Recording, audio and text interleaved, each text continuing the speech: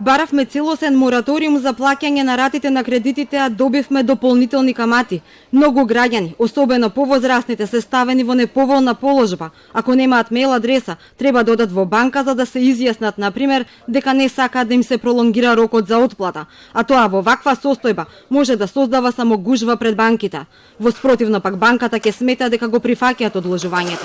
Организацијата на потрошувачи е разочарана од понудите на банките.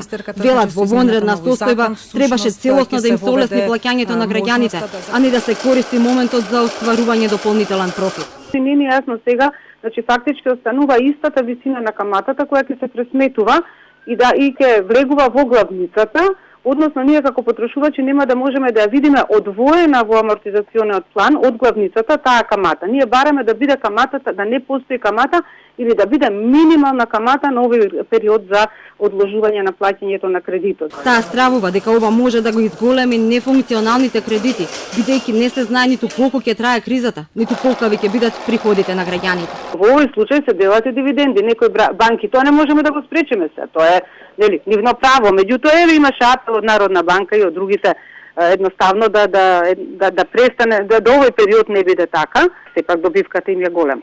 Оти сега некој има пола плата 7.000 денари, има кредит и сега на тој кредит он ќе го плаќа другите 6 месеци, не знае дали може да го плаќа и така да фактички од добар платиша станува да не може да го отплаќа можеби кредитот. Банките пак се категорични дека и покрај корона кризата не се откажуваат од камати за време на мораториумот за ратите. Председателката на Македонската банкарска асоциација Маја Штериева во вчерашното издание на Вин-Вин на Телма изјави дека во разговорите меѓу владата и банките никогаш не станало збор во така наречениот грейс период да не се пресметува редовната камата. Значи никогаш не се отвори прашањето, дури кога банките ги дадоа првата банка кога ја пушти понудата до своите клиенти, одеднаш по социјалните мрежи се појави хистеријата за тоа зошто ќе се пресметува камата. А каматата, впрочем, е цена на парите како и било кој друг производ. Заре можеме ние да отидеме сега во продавница, ќе идам да наполнам бензин, ти ми го дадат без да платам? Тоа е каматата.